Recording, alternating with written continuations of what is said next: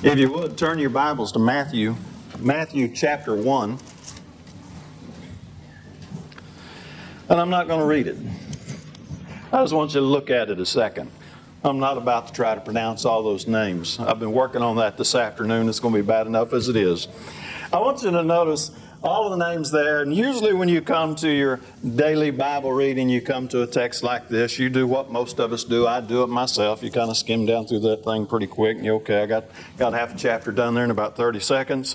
And you move on. I'm not going to say that's necessarily wrong, because a list of names just is not real inviting. It'd be somewhat like trying to read the phone book, I suppose.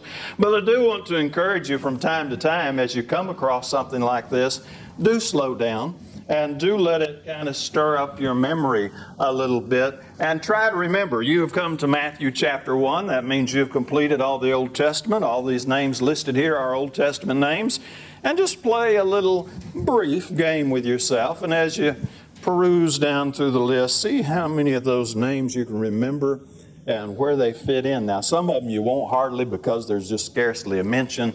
And others, like Solomon in verse 6, where we're going to start tonight, you're going to remember a whole lot about Solomon and Rehoboam and those characters. And some of them, it'll just kind of stir your mind up by way of review. Back on March the 6th, we did a lesson like this, only we did about verse 1 through 5. And so we're going to pick up with Solomon where we left off. And we're going to continue on down until the Babylonian captivity.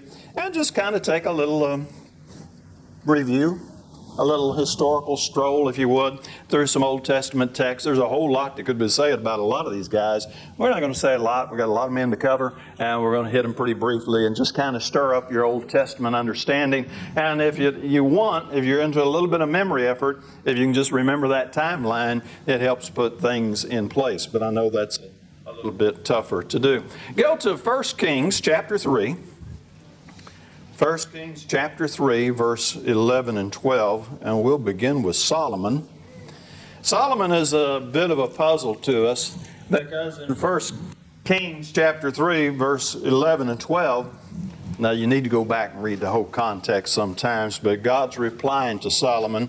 Then God said to him, because you have asked this thing, and have not asked for a long life for yourself, nor have asked riches for yourself, nor have asked the life of your enemies, but have asked for yourself understanding to discern justice. Behold, I have done according to your word. See, I have given you a wise and understanding heart, so that there has not been anyone like you before you, nor shall any like you arise after you. Now be turning over to chapter 11. We'll get there in just a second. Here is the wisest man ever, and this is the reason we say he was the wisest man ever, because what we just read here, God gave him an understanding, and folks came from all over the world, as best they understood it back then, to hear the wisdom of Solomon, and he is a wise man. But now we get puzzled, because we know this very wise man stumbled horrendously. And that's what we're going to read in the first 3 verses of chapter 11. But King Solomon loved many foreign women, as well as the daughter of Pharaoh, women of the Moabites, Ammonites, Edomites, Sidonians, and Hittites, from the nations of whom the Lord has said to the children of Israel, you shall not intermarry with them, nor with you. Surely they will turn your heart away after their gods.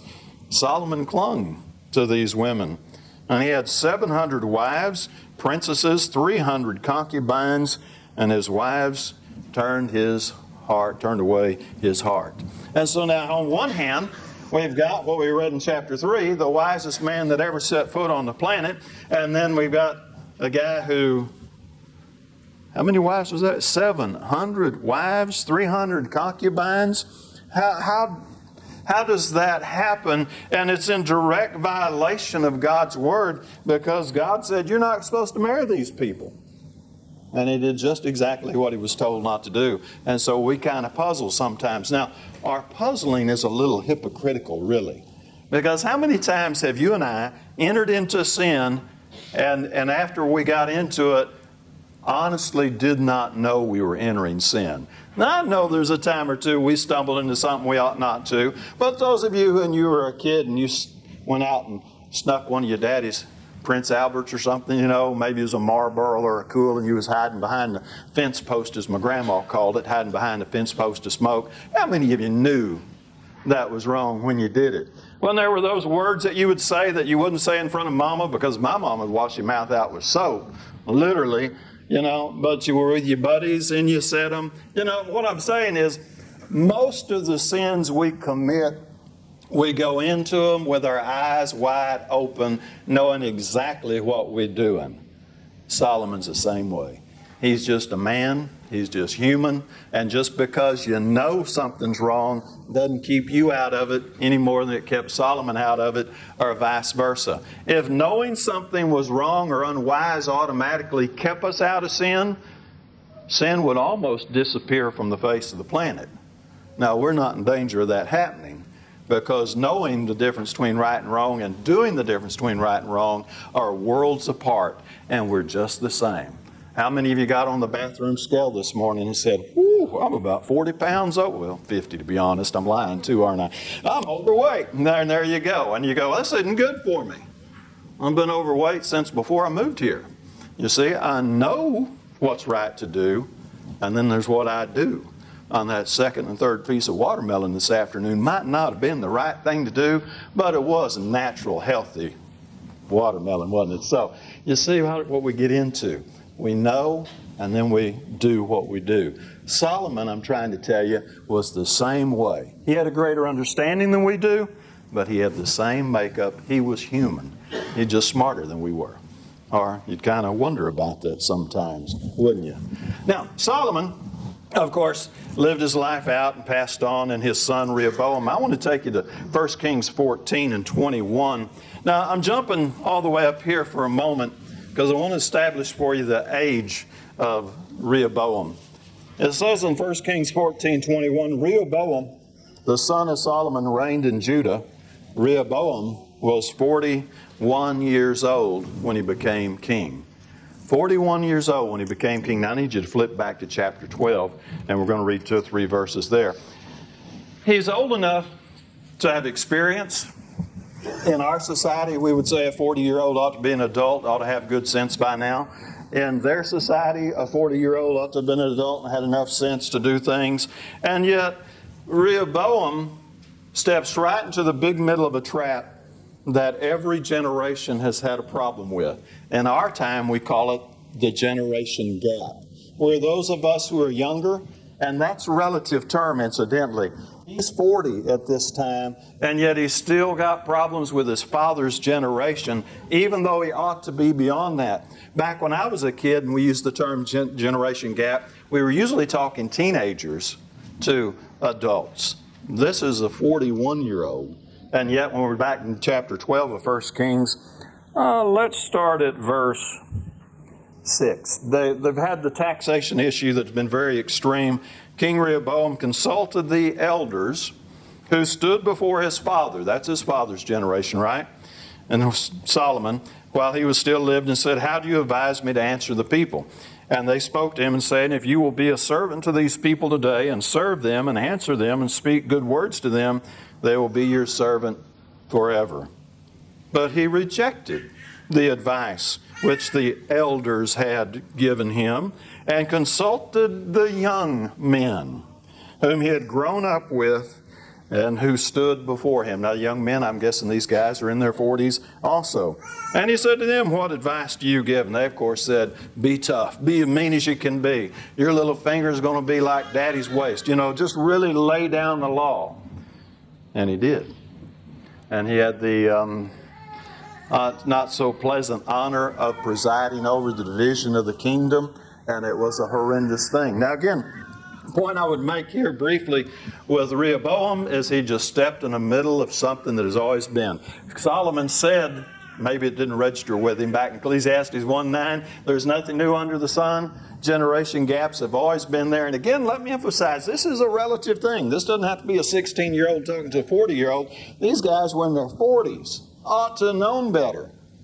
And yet, for some reason, they were smarter, they were wiser. I don't know what they were. Anybody with any sense ought to understand that increasing taxes is not a popular thing.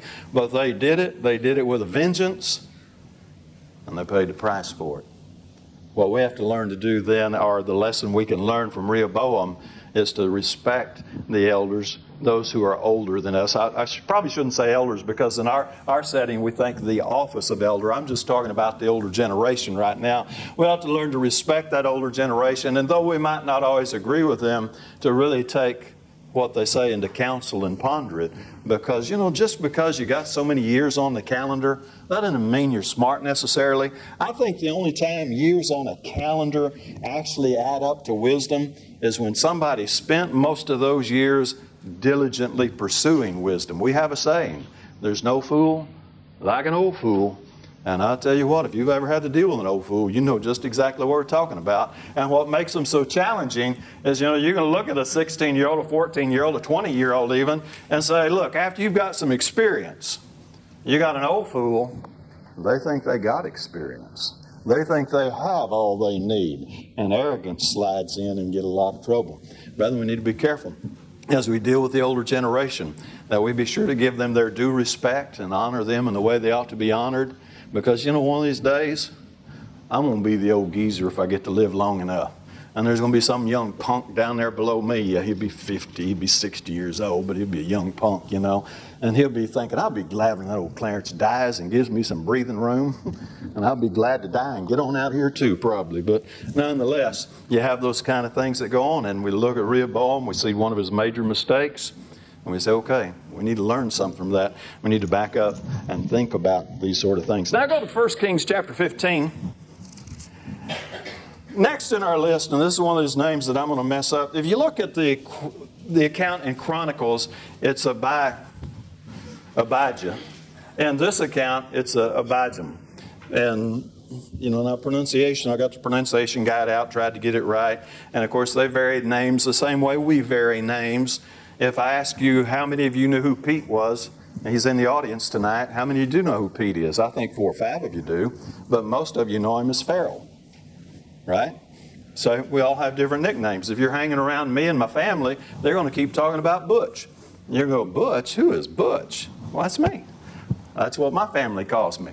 They say when I was little, I sat around like a big fat bulldog, so they named me Butch off the cartoons. That's the way it worked back in the 50s. And so we all have multiple names. That's just the way life works, and that's what they had here too. You've got Abijam or Abijah, and he is, of course, the son of, let me get that right, Rehoboam. And he's got some opportunity here, and yet, let me just read it. In the 8th year of King Jeroboam, the son of Nebat, Abijam became king over Judah. Of course, we're in the divided kingdom. He reigned 3 years. His mother's name was Maacah, the granddaughter of Abishalom. And he walked in all the sins of his father, which he had done before him, as his heart was not loyal to God, as his heart was the heart of his father David. Just one brief comment here about Abijah or Abijam, and that is, I don't know why it works out. David messed up a little bit. I mean, the whole Bathsheba thing, he did that. Solomon jumps off into it big time with his womanizing, 700 wives, 300 concubines, and then Rehoboam is disloyal, he's unfaithful. And then you get Abijam, and he's also more so. I don't know what it is about generational things, but if you look at generations, it's rare where somebody says, whoa, we're going to step back, we're going to change this. We're not doing what Dad did or Grandpa did or great-grandpa did. This guy had an awesome family tree just immediately behind him. And instead of choosing David as his example off the family tree, he chose his dad. And his heart was disloyal to God. He was unfaithful. And that's just sad. Not a whole lot else to say about that. It's just sad. Be careful who you choose out of the family tree to think about. Now, I want to go to 2 Chronicles, and we're going to stay in 2 Chronicles the rest of the evening. You could follow them through in 2 Kings there if you wanted, but I want to go over here in chapter 14, and we're going to start with Asa. He's the next on the list from Matthew chapter 1. And so Abijam, or Abijam, however you want to say it, he's died, he passes on, and Asa reigns in his place. Now, Asa gets off to a wonderful start here. Asa did what was right in the eyes of the Lord. I'm in verse 2. And he removed the altars of the foreign god, the high places, broke down the sacred pillar, cut down the wooden images. He commanded Judah to seek the Lord God of their fathers and observe the law and the commandment. And it just goes on through and talks about it. And you get on through chapter 15 and you have this wonderful victory over the Ethiopians where they were just horribly outnumbered and their faith turned to God and God responded to them. And somewhere in the process of time, this wonderful shining light dims and the faith that was there wanes and he starts getting insecure and he starts leaning upon the wisdom of man. And in the 36th year, this is chapter 16 and verse 1, he comes into a conflict, and so he takes all the gold and the silver out of the house of the Lord and he makes a treaty and he buys help instead of leaning on God, which he should have done.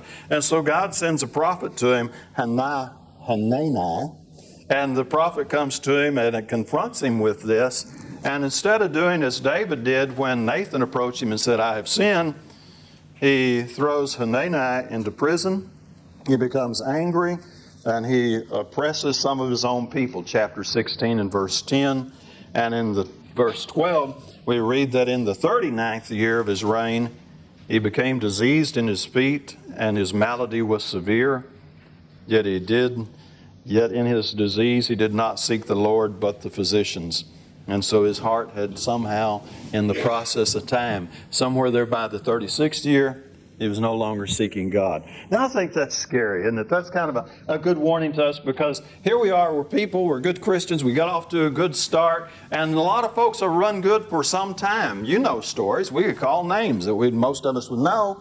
And then after the process of years, maybe 20, 30, in this case we know 36 for sure, somewhere in the process things weakened, watered down, and faith is gone. And all of a sudden, they're relying on the wisdom of man, and they get themselves in all kinds of trouble. It just won't work that way. And I think Asa gives us a good example of somebody who got off to a good start, and you've got to just back up sometimes and look at yourself. Now, for those of us who are in the long-term thing, I was converted when I was 25. That's been some 28 years ago. That's a long time to me. Some of you has been even longer than that. You really got to stop time to time. I don't know how often to tell you, weekly, monthly, quarterly, but you really got to stop at times and assess yourself and check the mile markers and be sure you're really on course and haven't just kind of ho-hummed into some kind of lazy Christianity. Now, I know Asa wasn't Christianity, but his spirituality did get lazy and he fell away. And you know, the last thing you want to do is to be 53 like I am, or 63 or 83 or 93 and lose it right there in the home stretch and not be faithful at the end of life, because that would just be throwing it all away. And that's what it looked like Asa did. Now next we get Jehoshaphat. The pronunciation really said that ought to be, I always say Jehoshaphat. Pronunciation guide said it really ought to be more of a Jehoshaphat and a kind of a H sound there. And so you got Jehoshaphat, and people make fun of the name Clarence. Hey, I got nothing on Jehoshaphat, right? Here's a guy who came along and did pretty good. Let's look at the first 6 verses. Jehoshaphat, his son, reigned in his place and strengthened himself against Israel. And he placed troops in all the fortified cities of Judah and set garrisons in the land of Judah and the cities of Ephraim, which Asa his father had taken. Now the Lord was with Jehoshaphat because he walked in the former ways of his father David. He did not seek the Baals. And please note, it calls David his father. Now we know David wasn't his biological father immediately. This is just his ancestry, and you've got to be aware of some of these things. He sought God, his father, and walked in his commandments and not according to the acts of Israel. Therefore the Lord established the kingdom in his hand, and all Judah gave presents to Jehoshaphat, and he had riches and honor in abundance. And look at verse 6. And his heart took delight in the ways of the Lord, Moreover, he removed the high places and the wooden images from Judah. Now, verse 7, 8, and 9 tell us that he didn't just sit back and deal with his own business, but he was, to use a modern term, he was proactive, and he got involved, and he got the Levites, and he got them out teaching the people. This man did some awesome things as he pursued spirituality in his time and helped people. Now, nobody bats 1,000, and he didn't either, but I think what we have here is an excellent example of how you can be the next guy in line after the previous one has really blown it, and you don't have to stay in that rut. If you want to grab yourself by the proverbial bootstraps and move yourself on up, you can do just exactly that. It takes a lot of courage, takes a lot of strength, but you don't have to follow the previous generation if you set your mind on it. Now we're going to go to chapter 21. Chapter 21, we come to, see if I can say it right, Jehoram. Jehoram, he reigns in Judah for a while, and he's rotten. Jehoshaphat rested with his fathers, was buried with his fathers in the city. Then Jehoram, his son, reigned in his place and had the brothers and the sons. He lists those, and I actually want verse 4. Now when Jehoram was established over the kingdom of his father, he strengthened himself, killed all his brothers with the sword, and also others of princes of Israel.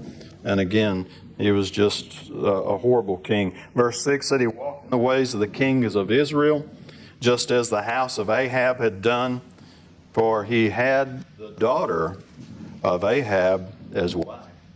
And he did evil in the sight of the Lord. And you can read the rest of that. The point I would make here just briefly is that you really got to watch who you let close. We have a little humorous saying. We say that nothing will change a man's religion quicker than a woman. There is a whole lot of truth in that. And here's a case where a man comes off the heels of a father who had done well. And no longer is Jehoshaphat really dead, cold in the grave, we'd say. He's killing off the rest of the heirs and establishing himself in the most brutal way and following the practices of Israel, the northern kingdom. And it looks like the indication of verse 6 would be is that the daughter of Ahab had had a lot of influence on him. And thus we need to be aware that we need to be very, very careful who we let close to us, because who we do let close matters. And people do influence us, you know. You just, 1 Corinthians 15:33, I guess would be the best way to say it. Evil companions corrupt good morals. And thus we have to learn to be careful. Now let's go to chapter 26. I'm going to say Uzzah before I get out of this, and that's not it. It's Uzziah. But Uzziah next reigns. Now all the people of Judah took Uzziah, who was 16-year-old, and made him king instead of his father Amaziah. And I know the names are different there, but we'll not have to get into that right now. And he built Elath and restored it to Judah after the king rested with his father. Uzziah was 16 years old when he became king. He reigned 52 years in Jerusalem. His mother's name was Jecoliah of Jerusalem. And he did what was right in the sight of the Lord, according to all that his father Amaziah had done. And so here's another one that gets off to a good start. He's 16 years old. He's in power. I mean, think about it, because 16, you know, 16, I don't mean to insult any of our youth, but 16 has always been 16. I know the way that 16 behave would vary from culture to culture, but 16 has always been 16. This guy had the power and the authority to do what any 16-year-old would want to do. And he chose the right thing to do. And he did quite well until we get down to verse 16. And here again is that warning like we had with Asa. You get off to this wonderful start, and what happens? What happens to some of us that we get down the road and we're such a shining example, and then we do something stupid like Uzziah did? Verse 16, and when he was strong, his heart was lifted up to destruction, for he transgressed against the Lord God by entering the temple of the Lord to burn incense on the altar of incense. Remember the story? And on down to verse 19, God struck him with leprosy. Didn't die immediately. He had to live a while with that leprosy. And in their culture, if you had leprosy, you didn't want nothing to do with them. And so you were living in isolation. So here's a guy who goes from the height of his power and success, and because he gets puffed up and thinks he can do what he's not authorized to do. He goes from the height to the level of a leper, living in isolation because nobody wants anything to do with you when your skin's rotting off your body. And I think that's pretty understandable. And so, don't know why he did it, but I think he gives us a wonderful warning that says, hey, when things are going good and you think you're riding high, and you may be riding high, and you're really enjoying success, watch out. That's when Satan will trip you up and get you to do something that you ought not to do. On down to chapter 27, after Uzziah, we get Jotham. And Jotham was 25 years old when he became king, and he reigned 16 years in Jerusalem. His mother's name was Jerusha, the daughter of Zadok, and he did what was right in the sight of the Lord, according to all that his father Uzziah had done, although he didn't enter the temple. And he built the upper gate, and it goes on to tell the things that he did. And he rested with his fathers. He was 25 years old when he became king. He reigned 16 years. What's that, 41, roughly? And he passed on. Here you've got somebody that's doing good, got no negative account on him, and his life's over. 41. Now, I know there's a few in the audience who are thinking, 41, that's old. There's a whole lot more of us in the audience going, 41, he barely got started. And it's over. You never know when it's going to end. That's the way life works. Chapter 28, we get, of course, the next king. Ahaz was 20 years old when he became king. And he reigned 16 years in Jerusalem. And he did not do what was right in the sight of the Lord, as his father David had done. For he walked in the ways of the kings of Israel and made molded images for the Baals, and he burned incense in the valley, and he sacrificed and burned on every green tree. Look, verse 3, I missed that. He did according to the abominations of the children of Israel. Well, I want to, right before that, burned his children in the fire. Human sacrifice. Isn't that just unthinkable?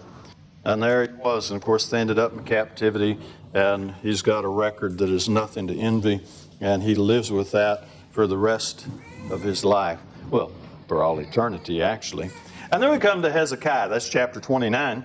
Hezekiah became king when he was 25 years old. He reigned 29 years in Jerusalem.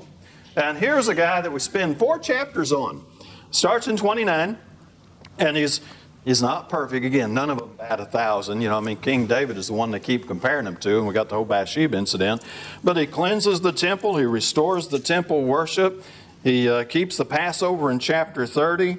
There are all kinds of reforms that are mentioned there in 31, and there's some interesting stuff that you'll want to look at. And then he has the defeat against Sennacherib, and so you've got those victories there. And he's got a lot of wealth and honor. Now, in the account in the Kings, it talks about this little section here in chapter 32. Hezekiah was sick, and that's not the part I want. His great riches, and talks about his pride and being puffed up a little bit, so he had some trouble there. Again, you got that great start, shining example, did so many things right, and then you got puffed up.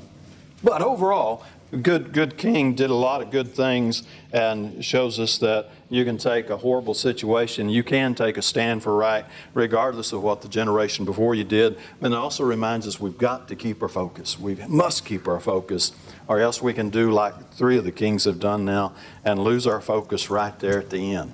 Now we come to chapter 33, which is Manasseh. We can do a whole lesson on him quite easily also, because he is rotten to the core. There was somebody I knew of that was pretty rotten. I mean, just trouble all the way around. And somebody said he needed to be shot when he was a pup. And that's Manasseh. Somebody should have shot Manasseh before he ever had a chance to get up and learn to walk. He caused his sons to pass through the fire in the valley of the son of Hinnom. That's verse 6. He practiced soothsaying, used witchcraft and sorcery, consulted mediums and spiritualists. He did much evil in the sight of the Lord to provoke him to anger. He even set carved images, the idols of which he made, in the house of God. And he did more. Look down to verse 9. So Manasseh seduced Judah and the inhabitants of Jerusalem to do more evil than the nations whom the Lord had destroyed before, the children of Israel. Now, he's got this wonderful legacy of his dad, Hezekiah, who's done so much reform and made so many things the way they ought to be, and he throws it all away. He says, forget it, I don't want to do any of that. And he runs just as dead strong as you can the opposite direction into sin and immorality, and God takes him into captivity. That starts down in verse 10. And while he's in captivity, he comes to himself, and he repents. And he truly repents, and God forgives him and takes him back and lets him finish out his reign. Now there's a lesson there that I think is marvelous, because we sometimes will look at somebody, and I'm guilty myself, thinking, oh, that person, they're so rotten, they're so steeped in error or sin or whatever, they'll never change. I'm not even going to waste my time talking to them. How do you know they'll never change? Till you ask them. Now, I wouldn't argue that probably most of the time we're right in that assessment, and more times than not, they're not going to change. But didn't Christ say, straight and narrow is the way, and few there be who find it? So most people are going to tell you no anyway. But now and then, even one as rotten and corrupt and defiled as Manasseh gets so low, he says, whoa, I've got to change something. And it happens. Wouldn't it be great to be part of the influence that made a Manasseh turn around and actually serve God? And so he did. And then we come to verse 21, which is Amon. And Amon was 22 years old when he became king, and reigned 2 years in Jerusalem. But he did evil in the sight of the Lord, as his father Manasseh had done. For Amon sacrificed to all the carved images which his father Manasseh had made, and served them. He did not humble himself before the Lord as his father Manasseh had humbled himself. And Amon trespassed more and more. And this guy was so rotten, his own servants conspired against him and killed him. And thus his life ends. That's what sin gets you. I know folks get into sin thinking this is going to be good. I would not argue the point that sin has a temporary pleasure, but long run, sin is just not worth your time. And so then after Amon, we go to Josiah. Josiah was 8 years old when he became king. He reigned 31 years in Jerusalem. He did what was right in the sight of the Lord. He walked in the ways of his father David. And he did not turn aside to the right hand or to the left. In the 8th year of his reign, while he was still young, he began to seek the God of his fathers. Now, there's a lot more to be said about him, but at 16, he's got his focus right, and he's doing the things that he ought to do. And there's quite a bit said about Josiah, and you can read those things. But again, none of them bat 1,000. None of them are perfect. And that brings us back to Matthew chapter 1 and verse 11, where it says, Josiah begat Jeconiah, and his brothers about the time they were carried away to Babylon. And so Jeconiah there in the lineage of Christ is about the time they go into Babylonian captivity, which was not a bright time for Judah at all. But they got exactly what God promised. Now, that was about a 35-minute walk through that little Old Testament section. I don't expect you to take that much time, but when you do your daily Bible reading and you come to that section, just kind of peruse down through there a moment and say, I remember that name. I think he was I remember that name. And just let it kind of be a review that stirs up the knowledge you've already had. That'll help reinforce that knowledge. And if you want to study it deeper, of course, go for it. But don't be guilty, like I am sometimes, of running through those names too quick, because the little review that those lists offer can be of help. Now, there's some of them I know that are just no, you're not going to do it. But the shorter ones like this, you can do it. Take that stroll. I think what we do see also, and the point we'll close on, as what we saw is that when they chose to follow God, they had blessing. When they chose to ignore God, they had punishment. You know, that's the same deal we're under. God said if you'll seek Him, if you have faith and you diligently seek Him, He'll reward you. It says if you turn away onto the broad path, it leads to destruction. We're all on a path, and we'll give each other the benefit of the doubt and presume most of us are on the narrow path that leads to heaven, but that really is between you and God. Are you? If you're on the straight and narrow path, stay the course. If you're not, it's time to make a change. If we can help you publicly at this time, that's what we're here for. All together we stand and sing.